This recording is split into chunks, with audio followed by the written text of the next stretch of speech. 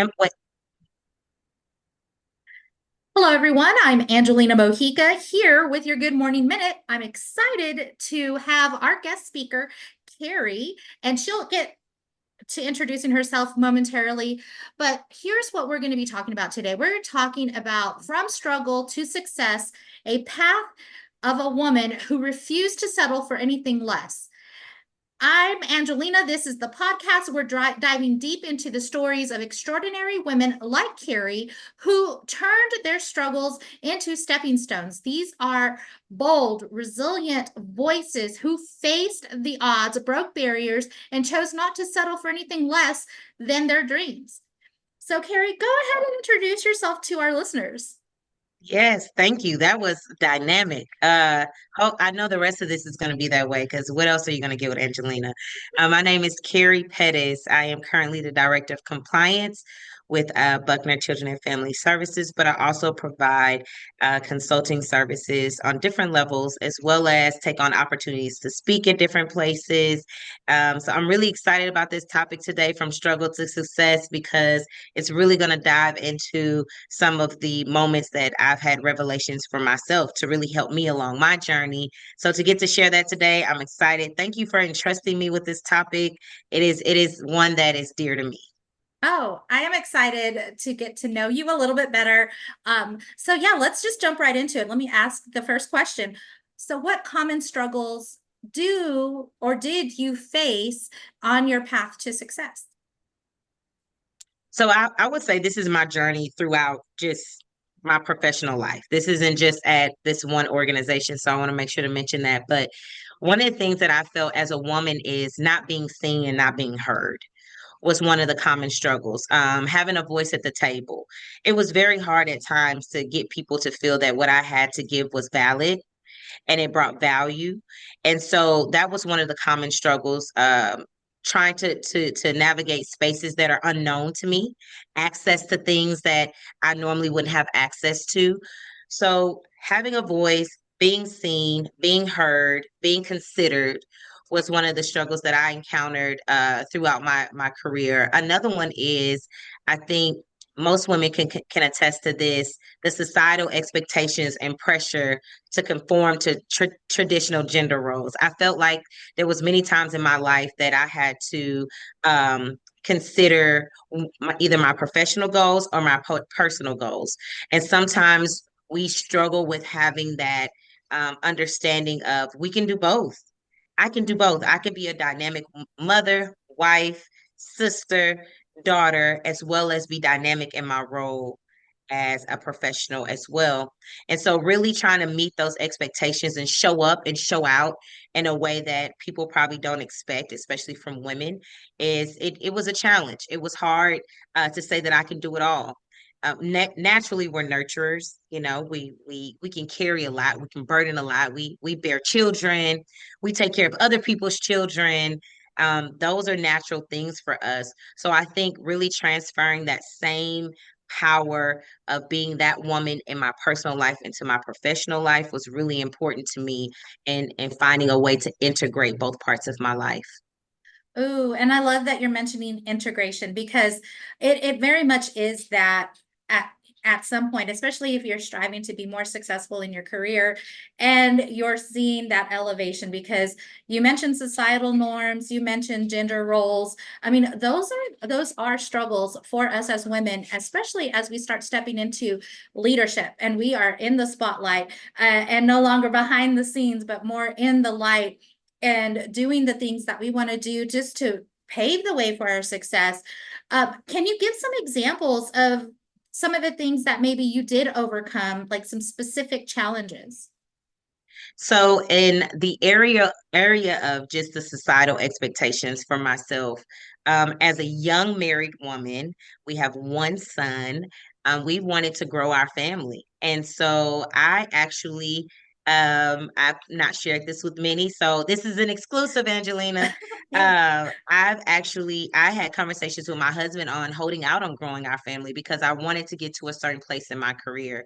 At the time we talked about expanding our family, I was working on my master's. And so understanding, getting into a space around other women who have done it and done it well, and being very vulnerable and transparent with people that I've been blessed with that I can trust has really helped me navigate that space and understanding that I can have the best of both worlds. Um, Not being seen and heard, that was something that I learned how to navigate as well. And how I did that was just being a little bit more present in different rooms, Mhm. finding ways to make myself more present in different rooms. That doesn't mean by my voice, that doesn't mean, that just means me physically being in the room to absorb information that could be valuable to wherever I wanted to go. That was really important. And making friends, how I overcome a lot of struggles is making friends with the people that people wouldn't make friends with normally. Now, I don't want to say this because everybody loves everybody at work, right? We love everybody we work with. But the reality is, anytime I heard people say, and I'll talk a little bit about this more later, um, you don't want to talk to that person. They're this way, or you don't want to. I'm like, I wonder if they're a gatekeeper for something. I wonder if there's something they know that I really would gain knowledge from. And I will go and be intentional with building relationships with those individuals. And most of the time, I've not met a time that it hasn't been an opportunity to gain wisdom and actually be able to step into different spaces that I normally wouldn't have been able to by making friends and being intentional with my relationships with individuals. So, most importantly, overcoming those struggles was building relationships, being present, showing up as my best self, and making sure that I invested in me more than anything, whatever that investment looked like. And again, I'll talk about that too later, but making sure that I was a prime investment for myself. Oh, and I appreciate you saying that because in total transparency and vulnerability, I was one of those people that were like, I don't have to like you to work with you. And so those barriers definitely were there. And it did. It took me having to reevaluate myself and self-reflect and go, okay, is this the type of energy that I want to be projecting into the Yeah. workspace?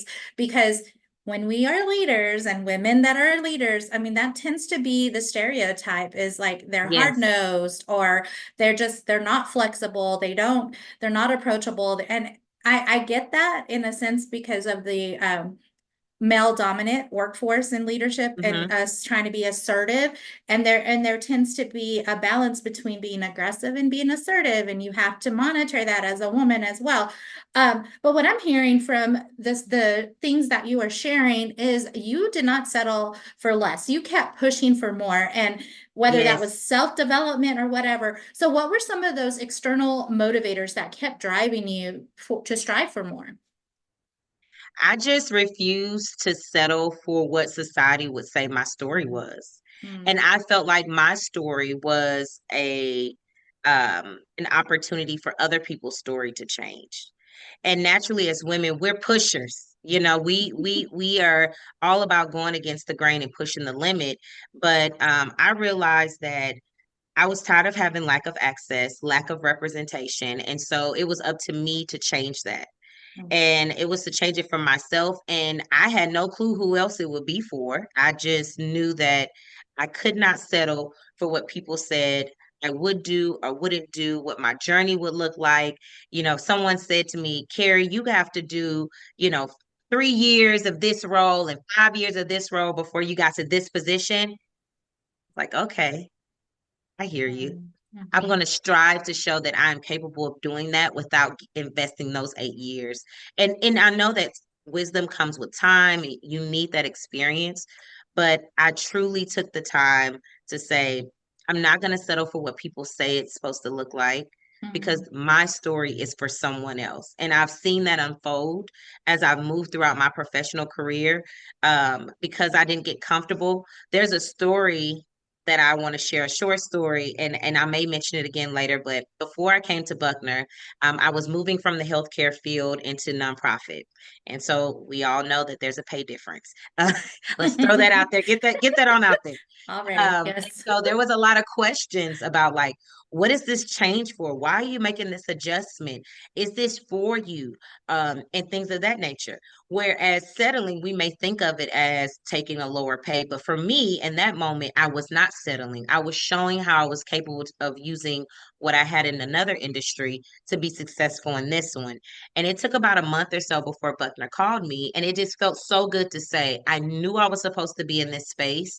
And I kept striving to be in this space because that is what I knew. I knew for sure there was something for me here, and I had to find out what it was.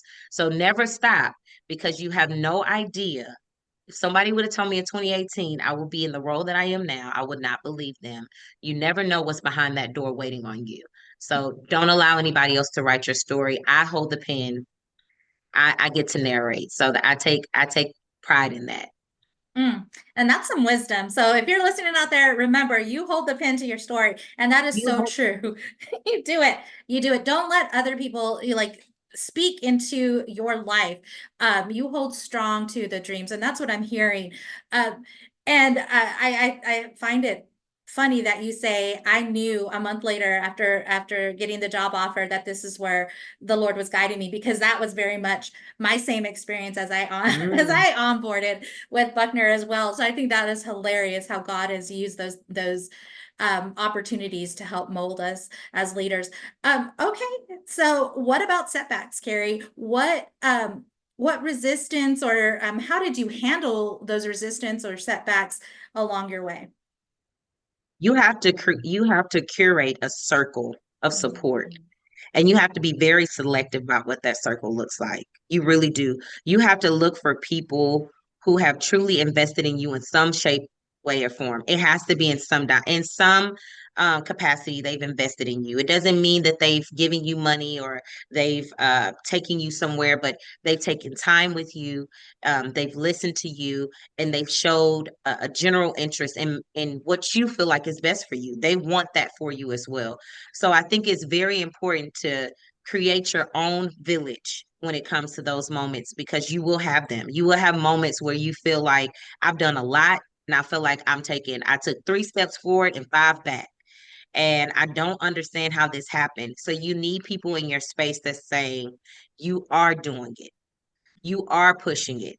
This is, and also give you tools on what else to do. And that's where mentorship comes into play. I remember when I got to Dallas, I was like, I need a mentor. I need someone to help me figure out things and know how to do it gracefully. Because, sometimes when you have a setback, being classy and graceful may not come across your mind. You're just like, wait a minute. And Mhm. so I think looking for someone who can mentor me and be honest with me and transparent with me and say, these are the areas, because I truly feel that when you have a setback, it is an opportunity for professional development. It is an opportunity for me to sit back and say, what in this season am I needing to gain? What am I missing? It doesn't feel good.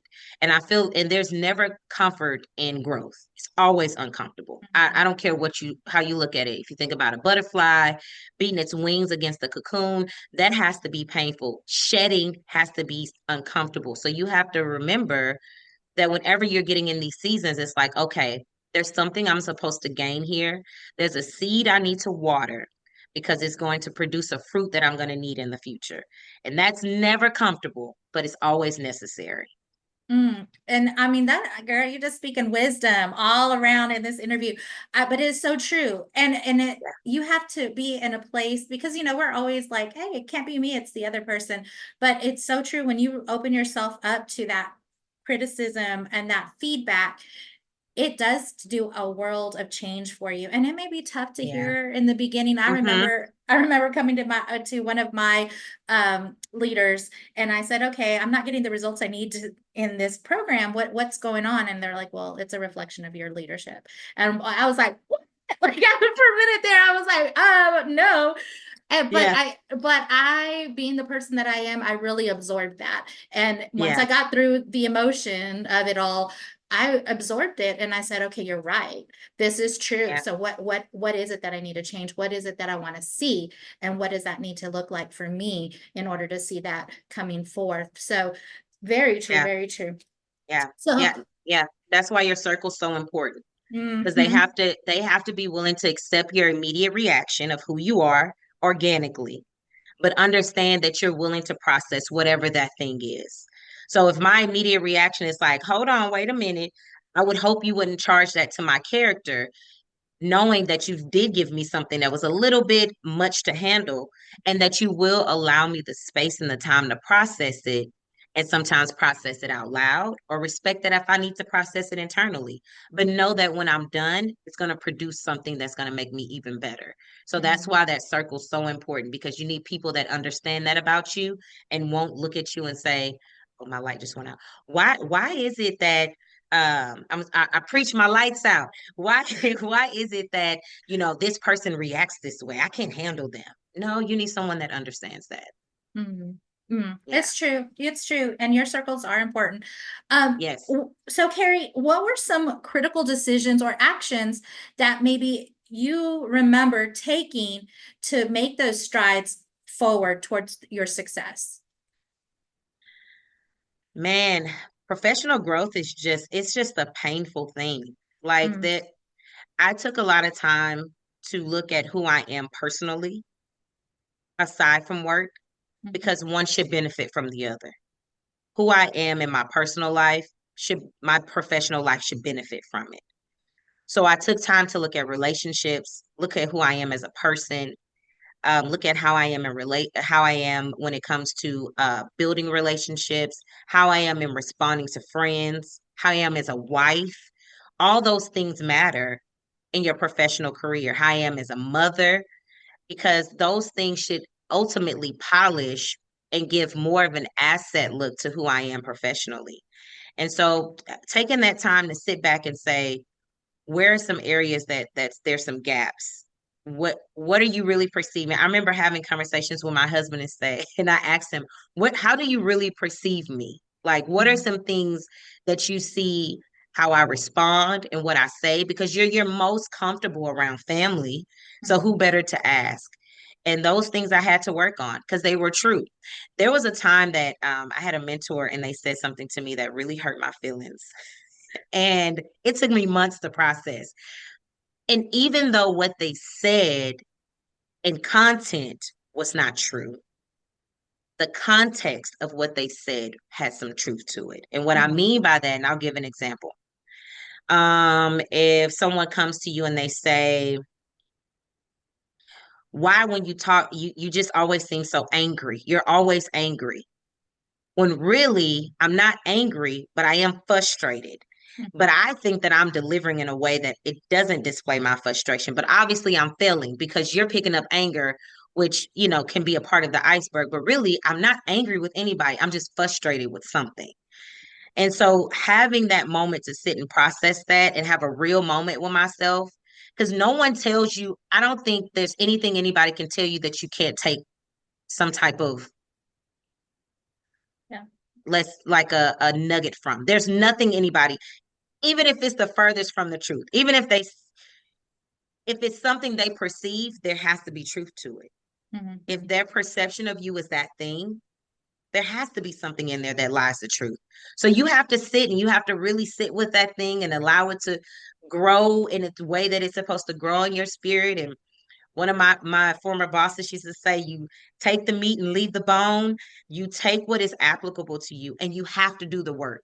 You have to do the personal work. mhm, Nobody should experience you different in both worlds. Nobody should experience you different in your professional life than you are in your personal. Of course, you carry yourself different. You may enter a room differently, but who you are as a person should never change. And mhm, so it took a lot of that for me. Internal work, being real with myself, saying, Keri, you want credit when this don't have nothing to do with you. Take yourself out of it. You need to realize that there's so much more to this. And when I did that, I saw fruit come from it, and I saw people see things in me that help edify me and reassure me that I was doing the right work. And so that is mhm. a part of the journey. Ooh, That's and the hard that, part. oof, yes, girl, yes, it is. And I hear consistency because I mean there has to be an alignment because we're talking character. We're talking, am I who I want to be when nobody's looking? Because that should be Yes. consistent. with who you're Yes. presenting in the world, right? And an Yes. alignment of character and spirit and heart. It should all, Yes. love, right? Love. Um, so I love that you're highlighting this in your story because it is so true. Hmm. So let me ask you, KERI, how do you redefine success on your terms? Initially, success looked like to me promotions, more money, more opportunities. But as I don't want to say, I think it's more that I've been exposed and more experience I have. Success means to me that I can be great at my job while also being a great mother, while also being a great wife, being a great daughter, being a servant. Those things matter to me. So I try my best to look at where I am in my life and say, KERI, are you capable of maintaining the things that matter to you? And that's success to me. If I can do that, I feel successful. I also set my personal goals. So I may set a goal, but I rarely do that because I find myself at times when I set a goal, I have an idea, but sometimes what is designed for me may be very different. And it may make you feel like you did not meet that goal or you failed when really it's not that. It's not, that's not the roadmap for you. And so I try to be very mindful of that. But the biggest thing for me is if I can go to work and do work well and have a healthy home life, I've been successful. That means everything to me. Mm, mm-mm. And you are talking to my spirit because I'm like, I feel all the tingles. I mean, it's true though. Yeah, And I think that's important for people to hear that are listening right now is success is defined by you. And I mean, yes, I've been a mother, I've been a wife, I've been a professional. And to balance all of that, if I came home at the end of the day and supper was on the table and my kids were fed, I was successful that day. And that was exactly. success. Like yes, it changes day by day, it changes Hmm. situationally, it whatever, but I think that is important. So how much of your personal values and experience shape your unique definition today? How much of that? Oh, so much of it. Hmm. I mean, it is where I live, eat, breathe, and developing who I am is my values and my morals and my ethics. And, as you continue to grow as a person, you'll find that things that you take value in change. Things that you feel or are worth your time or their priority, they shift. And so it's so important that you give yourself grace during those seasons of just kind of figuring that out. That's where that circle comes in. It's important that they understand and they also support you in those seasons of shifting because I went through a shift. Um, and I felt it. And I felt like it was so unique because I felt like I was losing myself. And I remember calling my mother and I said, I'm losing who I am. I'm not my same self. I don't want this anymore. I don't want to be this because I got to be true to myself. If I'm not true to myself, I don't want it. And what I didn't realize is that I was going through a shedding season of values. And so that was something that I had to embrace. And it was something that created a it created a space in me that's willing to accept things for where they are and how they are and be ready to be a part of the solution. I think before I was a little bit more controlling. My values align kind of with I want to know how this is going to go and I need to know and I need to be a part and but now I'm in a place where I'm like, you know what?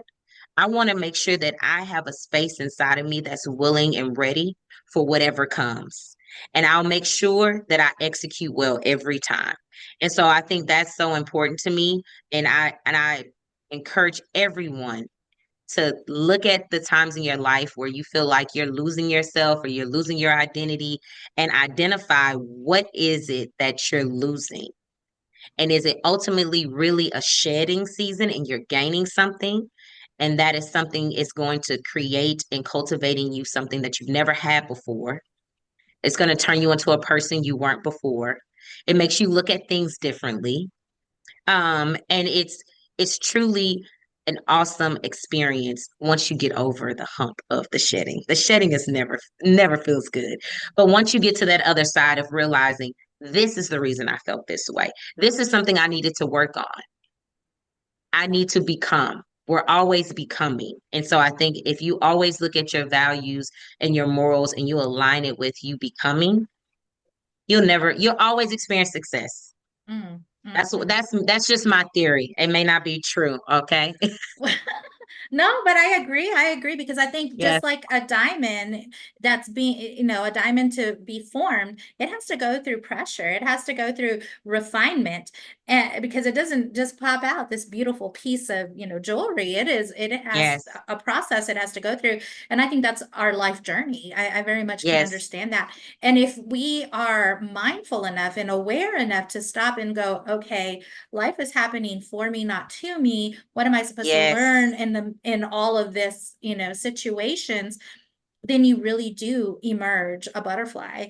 Just yes, using that metaphor, but it does require some work. I mean, you've got to break out of the cocoon, so break out of those comfort zones. You've got to break out of those yes. things that do hold you back in order to spread your wings. So here you are, KERI. You're this emerging butterfly. Okay. You're changing, but I'm assuming people had to take notice at this new person emerging from all of this. What kind of influence did you leave, or have you? What kind of influence has been impactful in carrying you forward? Yeah. I think the most rewarding thing is when I have people reach out to me and say, Carrie, I want to talk to you about navigating my path in my career. I want help with that. How did you do this? How did you do that? And I am not a gatekeeper. I'm going to tell it all. And so that has been the most rewarding to see that type of influence on people of all ages come and say that. It's impactful to know that the very decisions I make, and I think this is for everyone, don't just change my life, but it's changing others. And it may be direct or it may be indirect, but it's important that I'm mindful of how I receive that change because people are always watching. Hmm. Someone's always watching. I've noticed that in my personal life, especially when I went through and got my minister's license, there was a shift in who I was and what I wanted to become. Still the same Carrie, but I Mhm. have another added layer of what I feel like my purpose is requiring. So I think as long as you're realizing that your influence is just that, it can be good or bad too. You have to be mindful of that because people are always watching. They're always looking at Mhm. how you respond to things, how you react. I've had changes happen in my life, and I had people reach out to me and say, how do you feel about that? And even if I don't feel great, you know what I'm gonna say? Feel great about it. Mhm. I'm Mhm. excited. And that's because it's important that who I create in that moment for them to see me, whatever space they get to see me in, it's important that they see me in a positive way. Even though I'll be real about it, I'll definitely be transparent, but we have to be mindful of where our influence lies. And when you can respond to something a certain way, you can really influence someone to view things differently, Mhm. and you don't want to have that type of impact. So the best thing is people reaching out saying, I'm looking at going to for this job. I don't feel qualified. Yes, you are. You are qualified. Let's walk through it together. You're going to go for this job. And if you don't get the job, I want us to sit and talk about what experience did you have in that space and what benefits did you grab from that moment? What are some Mhm. of the questions they ask? How are you going to be better prepared for next time? And Mhm. ask those questions. You have to ask those questions. What if you didn't get the job? If they call you and say, what could I have done better in that interview? Mhm. That is a great opportunity for you to kill it next time. So that's something I love doing. I love seeing people really grow and mold into their best version of themselves. And I try to make sure that if I'm a part of that, that I'm walking alongside them in partnership, that my influence is side by side. And I've seen women do dynamic things, and I've been able to celebrate with them. And I think we don't realize how much of an influence and impact we have Mhm. until after we've already done something. That's the scary part. No one comes to you proactively and say, "Hey, Mhm. I think you're going to influence me." So you really got to be mindful because it's always after the fact and you can't change anything that's already happened. So you really have to be mindful of what you're doing. Mm. And that's, I mean, it's so true. It's always after the fact where you hear the feedback. But what I'm hearing you say is intentionality. You have to be Yes. intentional with your steps, where you're going, how you're going.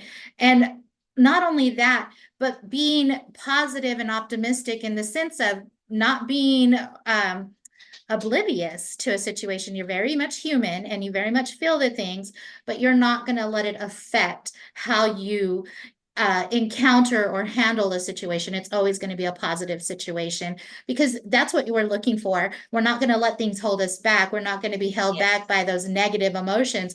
We feel them, we do, but we're going to move forward because that may not be the path, because I heard you talk about paths in your story, Mhm. meant or designed for you. So we've got to shift gears and go a different way. And all that is doing is a detour saying, okay, you got to go this way, not that way. Um, Yeah. so I hear all of that in your story. But for someone who's listening and maybe struggling in their career path or their leadership, what kind of wisdom or inspiration could you leave them with today?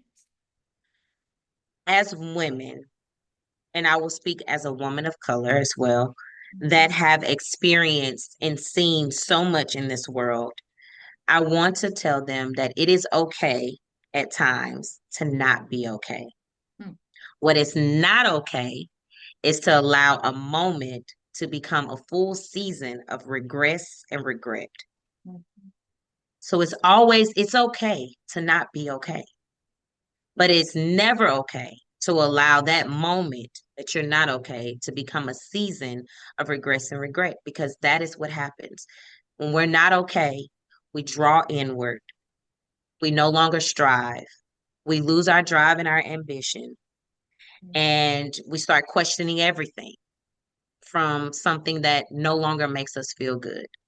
And we end up leaving path that is created for us, or we just sit on it.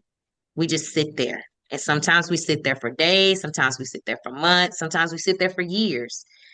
And we miss so many opportunities, and we miss out on really developing and experiencing things. We miss out on being able to pour into other people about that moment I wasn't okay, but I didn't allow it to become a season, because there's a lot of other women that are going to have moments that are they're just not okay. mm, And that's who we are as nurturers, because we pull in so many people. We draw in people naturally as women. We're comforters. We cover people. We are just naturally those individuals. Relationship and connection comes just organically to us. And so we're gonna have moments where we're gonna feel the weight of something that's happened around us. And we have to be okay and give ourselves grace and mercy to say, you know what, I'm not okay in this moment. And I'm going to take this moment to not be okay. But I'm going to also, after I'm not okay, I'm going to make sure that this moment is just that, and I don't allow it to create a whirlwind of issues for myself instead of pushing forward and being ambitious. That can be in a career. That could be something that happened in a career where you're like, I thought this was supposed to happen, then this happened. mm, It could be something that almost feels like, I'm losing everything. It could be a Job season. It can be a season that you're like, when is my Esther season? It could be any of those times in your life where you're just trying to figure out, right now, I'm just not okay. There's so many things that I thought would be moving by now. I thought this would be happening. I thought that would be happening, and it's not. And so it's important for us not to get stuck there. Another one that I like to tell young ladies, and I think this is so important. It sounds so cheesy, but it's so important because it's just something that it's just not valuable anymore in a lot of in our younger generations, and maybe even our older generations. But relationships is equity. That's equity. That's money in the bank. If mm, you know how to build a valuable relationship with someone, and you know how to have that exchange where you're benefiting from it and they are too, and it's a relationship with someone who is really going to help elevate you as a person, If you know how to maintain those, you can make it in any industry. You can make it in any setting if you know how to do that. Relationships also help you overcome those hard conversations with individuals that may be really uncomfortable.